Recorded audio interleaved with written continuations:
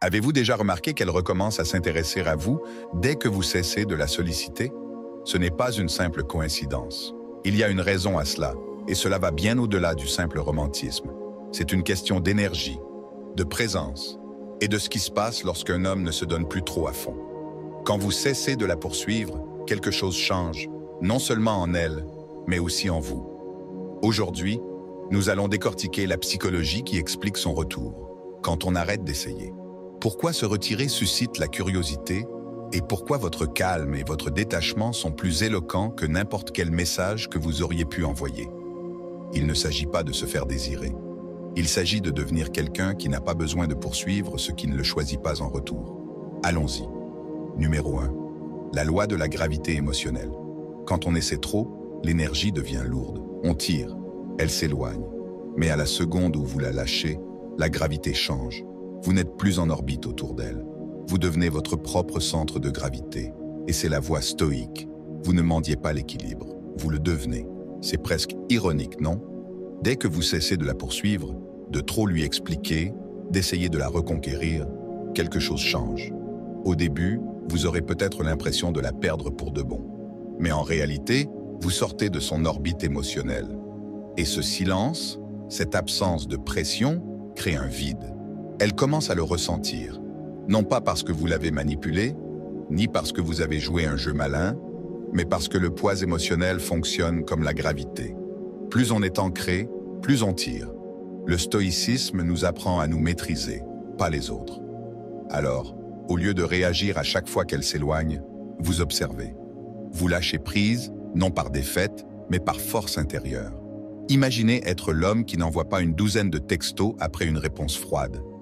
L'homme qui n'essaie pas de réparer une connexion qui s'affaiblit.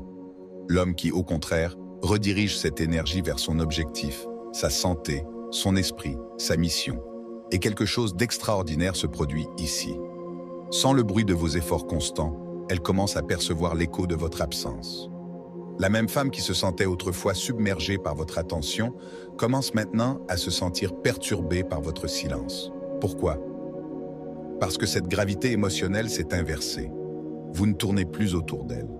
Elle commence à remarquer l'espace que vous occupiez autrefois. Elle se demande où est passée votre énergie. Qui reçoit désormais votre attention? Pourquoi n'êtes-vous plus disponible comme avant? C'est le paradoxe du détachement masculin. En cessant d'essayer de l'attirer émotionnellement, vous finissez par l'attirer plus puissamment, car votre présence est désormais un choix, non une supplication. Et cette différence est magnétique. Alors, si vous êtes dans cette situation en ce moment, confus, tenté de la solliciter, de la poursuivre à nouveau, faites une pause. Demandez-vous, est-ce que j'essaie de forcer la gravité ou est-ce que je deviens la gravité? Car l'homme stoïque ne recherche pas la proximité. Il vit en accord avec ses valeurs et laisse les autres graviter autour de ce calme. Et souvent, quand elle regarde en arrière, ce n'est pas parce que vous avez fait plus d'efforts, c'est parce que vous avez tout simplement arrêté d'essayer. Numéro 2. La certitude tue la curiosité. Si elle savait toujours ce que vous ressentez, où vous en êtes, ce que vous diriez ensuite, où serait la curiosité? Si à chaque fois qu'elle s'écartait, vous vous penchiez vers elle avec plus d'efforts, plus de réconfort, plus de mots, il n'y aurait plus rien à découvrir, plus de limites, plus de mystères, plus de raisons pour qu'elle s'interroge. Et voici ce que la plupart des hommes ne réalisent pas. Les relations ne prospèrent pas dans des réponses constantes, mais dans l'espace où la curiosité peut grandir, quand elle sait que tu seras toujours à ses côtés, que tu t'expliqueras, que tu seras toujours là pour l'attendre, tout devient prévisible. Et prévisible, avec le temps, devient invisible. Mais dès que tu cesses d'essayer, de t'expliquer, d'être le premier à envoyer un SMS, à appeler ou à clarifier tes sentiments, quelque chose commence à changer. L'atmosphère change. Et dans ce silence, l'esprit se met à vagabonder. Soudain, la femme qui se sentait autrefois en sécurité dans votre attention commence à poser des questions discrètes. Pourquoi n'a-t-il pas appelé? À quoi pense-t-il? A-t-il vraiment tourné la page? Cette incertitude, ce léger malaise, ravive quelque chose qu'elle n'avait pas ressenti depuis longtemps. L'intérêt. Un homme stoïque. Il ne crée pas cette tension, il la laisse simplement. Il sait qu'il n'a pas besoin de contrôler les sentiments des autres, ni de forcer le rythme de la connexion. Comme nous, le rappelle Épictète. Nous ne devrions pas chercher à ce que les événements se déroulent comme nous le souhaitons, mais plutôt à ce qu'ils se déroulent comme ils le font. Alors, plutôt que de s'accrocher, il lâche prise. Non pas pour manipuler, mais parce que sa tranquillité d'esprit ne dépend plus de la compréhension de quelqu'un qui ne cherche pas à le comprendre en retour. Prenons un exemple concret. Un homme, après avoir été abandonné, élu par la femme qu'il aimait, a résisté à toute envie de renouer avec elle. Au lieu de redoubler d'efforts, il s'est reposé. Il a arrêté de publier des stories juste pour être vu. Il a recommencé à aller à la salle de sport, s'est lancé dans un projet parallèle. J'étais parti en randonnée avec des amis. Les semaines passèrent, sans texto, sans appel, jusqu'au jour où elle lui envoya un message inattendu. « Salut, je me demandais juste comment tu allais. » Ce message ne venait pas de la pression, mais de la curiosité. Son silence n'était pas un rejet, c'était une présence exprimée par le silence. Et ce silence devint plus fort que tout ce qu'il aurait pu dire. Voyez-vous, cesser d'essayer ne signifie pas cesser de se soucier des autres. Cela signifie commencer à se respecter soi-même, respecter l'énergie que l'on apporte, respecter le fait qu'une connexion qui nécessite de la mendicité n'en est pas vraiment une. C'est une performance. En suivant le chemin stoïque, on apprend à croire que sa présence suffit. On n'est pas là pour courir après l'affection de quelqu'un. On est là pour vivre avec un but. Et laisse ceux qui sont faits pour toi ressentir la gravité de ta croissance. Et c'est ce qui l'a fait revenir. Non pas la pression de la poursuite, mais l'attrait de la présence. Non pas le désespoir, mais la distance. Non pas la poursuite, mais le calme. Alors si tu regardes ça en ce moment, en te demandant pourquoi elle n'est pas encore revenue, demande-toi, lui as-tu laissé le silence pour qu'elle s'ennuie de toi? L'espace pour s'interroger? Le contraste de ressentir votre absence. Parce que dans un monde plein de bruit, un homme en paix avec son propre calme est inoubliable. Numéro 3. Votre absence est différente maintenant. Ce n'est pas une indifférence, ce n'est pas une colère, c'est de la clarté. Vous ne l'ignorez pas, vous avez simplement arrêté de la poursuivre. Et cette absence, elle est différente maintenant. Ce n'est pas une punition, c'est une présence retirée. C'est le genre d'absence que le stoïcisme enseigne, paisible et pourtant puissante. Il fut un temps où elle sentait votre énergie l'entourer. Elle savait que vous prendriez de ses nouvelles. Elle s'attendait à des textos de bonjour, des messages attentionnés, des efforts constants. Et peut-être pensiez-vous que ces efforts la conquériraient qu'en restant simplement visible, disponible, fidèle, elle finirait par voir votre valeur. Mais voici la vérité que la plupart des hommes ne veulent pas entendre. Quand ta présence devient trop constante, elle perd de son poids. Elle devient un bruit de fond, prévisible, tenu pour acquise. Mais dès l'instant où tu as cessé de te montrer de la même manière, non par amertume, mais par sagesse, c'est là que tout a commencé à basculer. Ton absence n'était pas criante. Elle murmurait, et ce murmure a commencé à résonner dans son esprit, d'une manière inattendue. Soudain, le silence lui parut plus pesant que ta présence. Un stoïque ne s'éloigne pas pour provoquer une réaction. Il s'éloigne pour préserver sa paix. Il comprend ce qu'a écrit Marc Aurèle. Nul endroit n'est plus paisible, plus libre de toute interruption que sa propre âme. Alors il se tourne vers l'intérieur. Il se concentre sur son chemin. Et ce départ discret crée un vide qu'elle ressent. Non pas qu'il joue à des jeux, mais parce que sa présence n'était pas censée être mesquine. Imaginez ça quand quelqu'un quitte une fête discrètement, sans tambour ni trompette, la salle ne le remarque pas immédiatement. Mais il arrive un moment où les gens regardent autour d'eux et réalisent qu'il manque quelque chose. Et ce quelque chose, c'était quelqu'un qui apportait calme et cohérence, la vraie profondeur. C'est toi, maintenant. Tu n'es plus en orbite autour d'elle. Tu es revenu à ton centre. Tu es devenu ta propre gravité. Elle pourrait commencer à se demander pourquoi l'énergie est différente, pourquoi ton nom n'apparaît plus sur son téléphone, pourquoi ton intérêt n'est plus garanti. Et cette interrogation, c'est souvent ce qui la ramène. Parce que maintenant, c'est elle. Elle ressasse ses souvenirs. C'est elle qui mesure le silence. C'est elle qui est curieuse. Non pas parce que tu as dit quelque chose, mais parce que tu as arrêté de tout dire. Numéro 4, la fin de la performance. Avant, tu essayais d'impressionner, de réparer, de plaire. Maintenant, tu es juste calme, honnête, présent. Plus de masques, car un stoïque ne performe pas pour gagner de l'affection. Il vit en accord avec sa vérité, et cela seul attire l'attention. C'est un changement puissant, même si cela peut paraître insignifiant à première vue. Vous n'agissez plus avec des motivations cachées. Vous n'envoyez plus de messages en espérant une réponse, ni ne vous montrez en criant « Veuillez me remarquer ». Au contraire, vous commencez à agir avec une intégrité tranquille. Vous avez cessé de vous corriger pour son confort. Vous avez cessé de vous retourner à chaque instant, dans une audition silencieuse pour obtenir son approbation. Et ironiquement, c'est là que tout commence à changer. Voyez-vous, il y a quelque chose de profondément attirant chez un homme qui ne ressent plus le besoin de se produire. Un homme ancré dans ce qu'il est, et non dans ce qu'il essaie d'être pour quelqu'un d'autre. Cela crée un contraste. Avant, vous étiez en mouvement autour d'elle. Maintenant, vous êtes devenu immobile. Et dans ce silence, elle commence à réfléchir. Elle se demande ce qui a changé, où est passé l'effort familier, ce que signifie réellement ton silence. Souviens-toi de l'époque où tu la poursuivais. Tu étais disponible, trop disponible. Tu lui demandais comment elle allait, tu la complimentais sur ses publications, tu essayais de rester présent à son monde pour qu'elle ne t'oublie pas. Mais maintenant, tu t'es retiré, non pas par amertume, mais par équilibre. Vous avez choisi de rediriger cette énergie vers l'intérieur. Peut-être êtes-vous de retour à la salle de sport.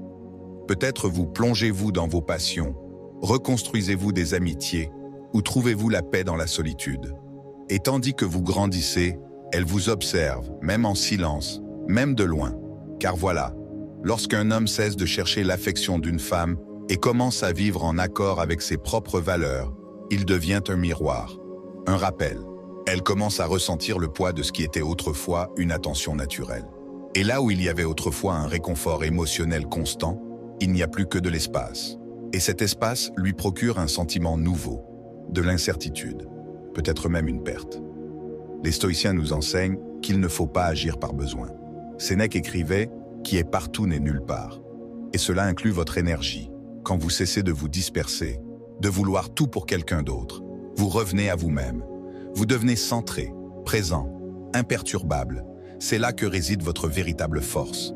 Alors, si vous êtes dans cette situation actuelle, où vous avez cessé d'être performant, où vous avez abandonné vos vieilles habitudes, ayez confiance. Persévérez. Vous n'êtes pas froid. Vous êtes clair. Tu n'es plus sur scène. Tu as pris ta vie, ton chemin. Et si elle revient, ce ne sera pas parce que tu as joué un rôle. Ce sera parce qu'elle aura enfin vu l'homme derrière le rideau, celui qui n'avait pas besoin d'applaudissements pour connaître sa valeur. C'est pour ça qu'elle revient.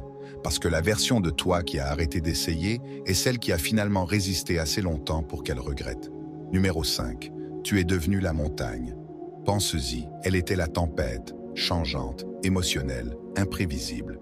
Et pendant un temps, tu as poursuivi cette tempête. Tu as essayé de lire les signes, de réagir à chaque rafale de vent, à chaque changement d'humeur, à chaque silence. Tu étais pris au piège, espérant qu'en avançant assez vite, en te penchant suffisamment, la tempête finirait par s'apaiser. Mais voilà la vérité. Les tempêtes ne s'apaisent pas quand on les poursuit. Elles passent quand on cesse de les suivre. Et maintenant, tu es devenu la montagne. Immobile, ancrée, immobile. Elle regarde maintenant et ne voit pas l'homme qui se courbait autrefois. Elle ne voit pas la version de toi qui expliquait trop, qui attendait près du téléphone, qui perdait le sommeil à essayer de réparer ce qui ne t'appartenait pas. Elle voit la présence, le calme, la puissance. Et ce qui nourrissait son ego, vos efforts constants, n'est plus là. C'est alors que quelque chose change en elle. Comme elle n'est plus poursuivie, elle commence à percevoir le silence. Elle sent la différence entre votre ancienne énergie et l'homme que vous êtes maintenant. Et au fond, même si elle ne l'admet pas, elle se demande pourquoi la montagne ne bougeait plus pour elle. C'est là qu'intervient le stoïcisme. Ni comme un jeu, ni comme une manipulation, mais comme une maîtrise de soi. Un homme stoïque ne court pas après l'instabilité. Il ne cherche pas à maîtriser la tempête. Il subit, tout simplement. Il s'enracine tellement dans ses valeurs, se concentre tellement sur sa paix, que même le chaos doit l'entourer. Et ironiquement, c'est souvent à ce moment-là qu'elle revient. Non pas parce que vous l'avez demandé, ni parce que vous l'avez supplié, mais parce que votre présence, votre immobilité sont devenus le contraste. à son propre bruit intérieur. Elle ne revient pas à l'homme qui a essayé de lui plaire, mais à celui qui a finalement appris à se plaire.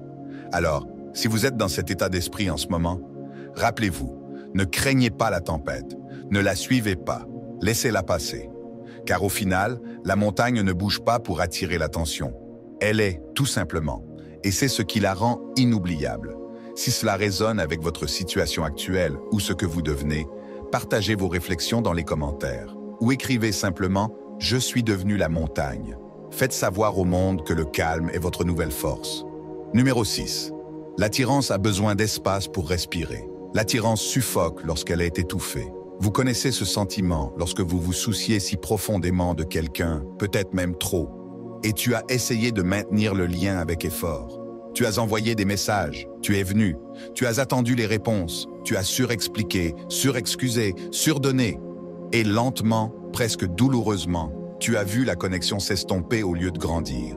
Car voici la vérité. L'attirance ne se construit pas sur la pression. Elle a besoin d'espace, elle a besoin de souffle. Elle a besoin d'espace pour se dégourdir les jambes et retrouver son chemin. Mais lorsque vous prenez du recul, non pas pour manipuler ni pour punir, mais pour honorer votre propre énergie, quelque chose de puissant se produit. Elle respire et dans ce souffle, elle se remet à ressentir. Sans votre présence qui envahit son espace, votre absence devient perceptible. Non pas parce que vous l'avez forcée à la voir, mais parce que le silence qui s'ensuit est plus bruyant que n'importe quelle poursuite. Peut-être qu'elle se met à ressasser d'anciennes conversations. Peut-être qu'elle consulte votre profil, se demandant pourquoi vous ne l'avez pas contactée. Cette curiosité ne se manifeste que lorsque vous cessez de lui fournir toutes les réponses. Vous n'alimentez plus la connexion artificiellement. Vous la laissez se maintenir d'elle-même ou s'effondrer si elle n'a jamais été réelle au départ. C'est ce que comprend l'homme stoïque. Il ne force pas ce qui ne coule pas. Il prend du recul, non par orgueil, mais par principe. Marc Aurèle écrivait « Ne laissez jamais l'avenir vous perturber. Vous l'affronterez, s'il le faut, avec les mêmes armes de raison qui vous protègent aujourd'hui du présent. » C'est exactement ce que vous faites en cessant d'essayer. Vous cessez de courir après un avenir qui dépend des émotions imprévisibles d'autrui et vous vous concentrez plutôt sur votre raison, votre calme, votre paix. Tu vois, elle revient non pas parce que tu l'as exigée, mais parce que tu as respecté la loi de la gravité émotionnelle. Tu lui as laissé ressentir ce qu'est la vie sans ton énergie constante. Tu as cessé de tourner autour de son monde pour retourner dans le tien. Et peu à peu, elle commence à sentir le changement. L'homme qui la poursuivait autrefois se tient maintenant immobile, posé, calme, silencieux, mais pas froid, présent, mais pas dans le besoin. Cette énergie est différente, rare, et elle la ramène vers vous. Non pas parce que vous l'avez attirée, mais parce que vous lui avez laissé l'espace pour revenir d'elle-même. Alors, laissez l'attraction s'exprimer, laissez-la s'interroger, laissez le silence parler plus fort que vos efforts. Car lorsque vous cessez d'essayer et commencez à vous laisser aller, vous cessez de vous perdre. Et souvent, c'est là qu'elle réalise à quel point elle vous a perdu. Numéro 7. Tu as déplacé le cadre. Avant, tu courais après sa validation. Chaque message que tu envoyais, chaque explication que tu donnais, chaque geste que tu faisais, était une tentative de la conquérir. Ce n'était pas de l'amour, c'était une performance. Et au fond, tu le savais, tu t'adaptais, espérant qu'elle verrait enfin ta valeur. Mais en vérité, elle n'y arrivait pas. Pas tant que tu te rétractais, juste pour être choisi. Maintenant, quelque chose a changé. Tu n'essaies plus d'impressionner, tu n'essaies plus de convaincre, tu as complètement arrêté d'essayer. Non pas que tu t'en fiches, mais parce que tu te soucies enfin de quelque chose de plus grand, de ta propre part. Elle n'est plus le centre de ton univers émotionnel. Tu l'es, et ce changement, il est puissant. Car lorsque le cadre change, l'image entière change aussi. Elle commence à le ressentir, l'absence d'effort, le silence qui ne supplie pas, le calme qui ne la poursuit pas. Et pour la première fois, elle ne regarde pas l'homme qui l'attendait toujours. Elle voit un homme qui est revenu à lui-même, un homme qui ne s'est pas effondré quand elle s'est éloignée, mais s'est redressé. Cette présence, c'est rare, et la rareté crée l'attraction. Marc Aurèle a dit « Vous avez le pouvoir sur votre esprit, pas sur les événements extérieurs. Prenez-en conscience et vous trouverez la force.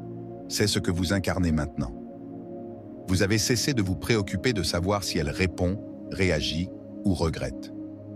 Vous vous concentrez sur une vie intègre, sur l'ancrage, sur le fait d'être quelqu'un que vous admirez. Et voilà le hic. Elle ne reviendra pas à l'ancienne version de vous, celle qui avait besoin d'elle pour se sentir entière. Elle est attirée par l'homme qui n'a plus besoin d'elle. Car lorsque vous passez du besoin d'elle à un besoin de paix, de présence et de sens, vous devenez magnétique comme jamais auparavant. Alors si vous êtes dans cet état d'esprit, restez-y. Ne retombez pas dans la course. Ne troquez pas votre lucidité contre la confusion. Vous avez déjà fait le plus dur.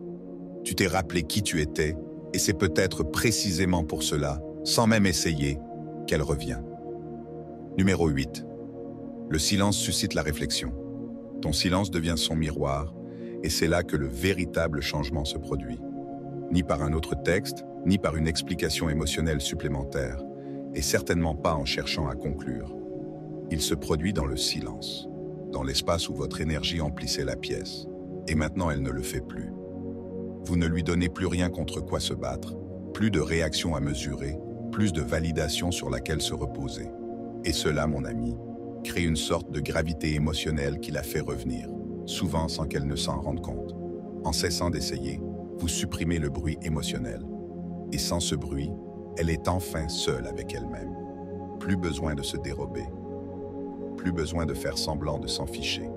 C'est dans ce silence que les questions surgissent. Des questions comme pourquoi ne m'a-t-il pas tendu la main? A-t-il vraiment lâché prise? Avais-je tort sur son inquiétude? Et ces questions, ces petites étincelles de réflexion, commencent à allumer un feu. Non pas parce que tu l'as forcé, mais parce que tu as pris du recul et as laissé la place à la vérité. Voyez-vous, le stoïcisme émotionnel ne consiste pas à faire semblant d'être insensible ou de ne rien ressentir. Il s'agit de choisir de ne pas agir par désespoir. C'est comprendre que parfois, le plus fort est de ne rien faire du tout. Vous n'êtes pas en train d'esquiver. Vous n'êtes pas passif-agressif. Vous vous engagez simplement dans votre propre voie. Vous êtes devenu comme la montagne, pourtant ancré, inébranlé par la tempête qui vous poussait autrefois à rechercher sa validation. Et quand la montagne s'arrête, la tempête commence à s'apaiser. Imaginez deux personnes après une rupture. L'une continue à s'envoyer des textos, à s'excuser, à proposer des solutions, espérant que tout s'arrange. L'autre ne dit rien, non par dépit, mais par calme. Il se tait, il travaille sur lui-même, il accepte la réalité. 2 semaines plus tard, ce n'est plus celui qui lui envoie des messages qui occupent son esprit. C'est celui qui s'est évanoui dans le silence. L'homme qui a choisi la dignité plutôt que le désespoir. C'est de lui qu'elle se souvient. C'est lui qui persiste. Car voici le paradoxe. Quand on cesse d'essayer de la reconquérir, c'est là qu'elle commence à regarder en arrière. Quand on lui retire son énergie, on lui retire son réconfort. Et cette absence, cela fait plus mal que n'importe quel argument. Ce n'est pas un rejet, c'est une question de respect de soi. C'est ce que Marc Aurèle voulait dire quand il disait « L'homme ne peut trouver nulle part un refuge plus paisible et serein que dans sa propre âme. » C'est ce que tu as choisi, non pas de te retirer, mais de revenir à toi-même. Alors ne prends pas ce silence pour de la faiblesse. Ne pense pas que t'éloigner signifie perdre. Si vous l'avez fait avec lucidité et non avec amertume, alors vous avez déjà gagné. Laissez le silence faire son œuvre. Laissez-la ressentir le poids de votre absence. Car lorsqu'elle commencera enfin à réfléchir, ce ne sera pas l'homme qui a fait trop d'efforts qui lui manquera. Ce sera l'homme qui a renoncé à ses efforts et qui, ce faisant, est devenu inoubliable. Numéro 9. Le besoin brise. Le calme se construit. Soyons honnêtes, la course à la conquête naît souvent de la peur. Peur d'être oublié, peur de ne pas être à la hauteur, peur qu'elle s'en aille si vous ne continuez pas à apparaître dans sa boîte mail ou dans sa vie. Et quand la peur est le moteur, votre énergie passe de la force à la rareté. Vous commencez à en faire trop, à envoyer des SMS sans réponse, à publier des stories juste pour obtenir une réaction, à dire des choses que vous ne pensez pas vraiment, juste pour attirer son attention. C'est épuisant. Et au fond, tu sais que ça ne vient pas d'un sentiment de pouvoir. C'est la panique. Mais quand tu cesses d'essayer, arrête vraiment. Tu laisses cette peur s'éteindre. Et à sa place, quelque chose de plus fort grandit. Le sang-froid. Tu commences à agir, non pas par désespoir, mais par maîtrise de soi. Tu n'essaies plus de la ramener dans ton monde. Au lieu de cela, vous vous concentrez sur la construction de votre monde, brique par brique, habitude après habitude, instant après instant. C'est ce qui rend un homme stoïque si fascinant, l'absence de besoin et la puissante présence de soi. Laissez-moi vous donner un exemple. Un homme m'a raconté un jour que lorsque sa petite amie s'est éloignée, il a paniqué. Il a redoublé d'efforts, fleurs, lettres d'amour, longs messages, visites surprises. Plus il avançait, plus elle s'éloignait. Finalement, épuisé, il s'arrêta. Non pas par colère, mais par acceptation. Il recommença à s'entraîner. Il reprit son journal. Il limita son temps d'écran. Il se remit à vivre, au lieu de se produire. Et c'est là qu'elle revint. Non pas à l'homme qui la poursuivait, mais à l'homme qui avait retrouvé sa sérénité. C'est là toute l'ironie. Quand on arrête d'essayer, vous devenez quelqu'un vers qui il vaut la peine de revenir. Car le calme a un poids différent. Il lui indique que vous n'espérez plus de validation. Vous vous êtes déjà validé. Cela montre que vous ne cherchez pas à forcer une connexion. Vous laissez l'espace à quelque chose de réel, qu'il grandisse ou disparaisse. Et dans cet espace, elle commence souvent à voir clairement, non seulement qui vous êtes maintenant, mais aussi ce qu'elle tenait peut-être pour acquis. Alors si vous êtes dans cette situation en ce moment, tiraillé entre vouloir la récupérer et vouloir vous-même, choisissez-vous. À chaque fois. Car lorsque le besoin se dissipe, le calme s'installe. Et ce changement, c'est précisément la raison pour laquelle elle commence à ressentir l'absence de ce qui lui semblait autrefois trop disponible. Elle ne revient pas à l'homme qui la suppliait. Elle revient à l'homme qui est devenu immobile, stoïque, entier. Numéro 10. Elle perçoit le contraste. Elle rencontre parfois d'autres personnes. Elle sort, boit un verre, raconte des anecdotes et rit comme si de rien n'était. À première vue, on pourrait croire qu'elle est passée à autre chose, pleinement satisfaite, explorant le monde. Mais ce à quoi elle ne s'attend pas, ce qui finit par la frapper de plein fouet, c'est le contraste. Et il ne vient pas des erreurs des autres. Il vient de ce que vous ne faites plus. Voyez-vous, la plupart des hommes tombent dans un piège lorsqu'ils sentent qu'une femme s'éloigne. Ils surcompensent, ils inondent son téléphone, ils répètent ce qu'ils vont dire. Ils essaient de réparer, de prouver, de reconquérir. Mais vous n'y êtes pas parvenu. Vous avez arrêté d'essayer. Ni par ressentiment, ni par dépit, mais par amour-propre. C'est là que le contraste commence à se former. Parce que, tandis qu'elle est entourée d'hommes qui se produisent, qui recherchent son attention, c'est toi qui as reculé sans explication. Tu n'avais pas besoin de crier ta valeur. Tu n'as pas supplié qu'on te tourne la page. Tu t'es simplement déplacé, tranquillement, délibérément, vers ton propre centre. Ce silence devient inoubliable. Non pas parce qu'il est froid, mais parce qu'il est posé. Il signale quelque chose de plus profond. Tu n'es pas un homme guidé par l'émotion, mais par des principes. Un homme stoïque ne court pas après ce qui ne lui appartient pas. Il ne panique pas quand quelque chose lui file entre les doigts. Au contraire, il fait confiance au processus, accepte le résultat et continue de se perfectionner. Et cette énergie, cette présence calme et ancrée, elle est rare. Elle est magnétique comme la poursuite ne le sera jamais. C'est donc là qu'elle commence à la ressentir. Peut-être après quelques semaines. Peut-être après qu'un autre homme lui ait envoyé trop de textos.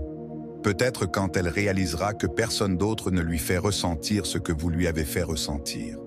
Non pas parce que vous l'avez comblée de flatteries constantes, mais parce que vous avez créé un espace où elle pouvait se sentir elle-même. C'est là le contraste. Les autres sont bruyants. Ils cherchent, ils performent. Vous, vous restez debout. Vous observez, vous grandissez. Et ce faisant, vous devenez l'homme dont l'absence parle plus fort que sa présence. Finalement, la curiosité s'insinue. Pourquoi ne m'a-t-il pas tendu la main? Pourquoi est-il si calme? M'a-t-il oublié? Est-il avec quelqu'un d'autre? Ces pensées ne vous viennent pas parce que vous avez essayé de les semer. Elles vous viennent parce que votre immobilité invite à la réflexion. Votre distance crée du mystère. Et votre paix, ironiquement, devient la chose la plus attirante de la pièce. C'est pourquoi elle revient quand tu abandonnes. Non pas par jeu, mais par contraste. Parce que tu es devenu la montagne, tandis que tous les autres restent la tempête. Et dans cette différence silencieuse, elle commence à se souvenir. Elle commence à ressentir. Et peut-être regrette-t-elle de t'avoir pris pour acquis. Alors, bouclons la boucle. Arrêtez d'essayer, c'est ne pas abandonner. Vous abandonnez la version de vous-même qui, autrefois, nécessitait d'être choisie pour vous sentir digne. Et ce faisant, vous choisissez quelque chose de plus grand, vous-même, votre paix, votre raison d'être. C'est le changement qu'opère un homme stoïque. Il ne réagit pas à la distance par le désespoir. Il y répond avec discipline. Il ne court pas après une validation fugace. Il s'enracine dans le respect de soi. Et dans un monde bruyant, ce genre de calme n'est pas seulement rare. C'est inoubliable. Peut-être qu'elle reviendra. Peut-être pas. Mais quoi qu'il en soit, on n'attend pas. On vit. Et c'est là toute la beauté du lâcher-prise avec grâce. Cela remet tout en perspective, surtout la valeur de sa propre présence. Si ce message vous a interpellé, n'hésitez pas à me le faire savoir dans les commentaires. Écrivez « J'ai arrêté d'essayer et j'ai trouvé la paix ». Je lis tous les commentaires et j'aimerais savoir comment cela s'est traduit dans votre vie. N'oubliez pas d'aimer cette vidéo si elle vous a aidé à changer d'état d'esprit et n'oubliez pas de regarder les vidéos recommandées à l'écran. Elles approfondissent encore plus le stoïcisme, le respect de soi et le pouvoir silencieux de repartir avec force. Merci d'avoir regardé. Continuez à construire, continuez à grandir. Et rappelez-vous, votre silence parle plus fort que les mots ne pourraient jamais le faire.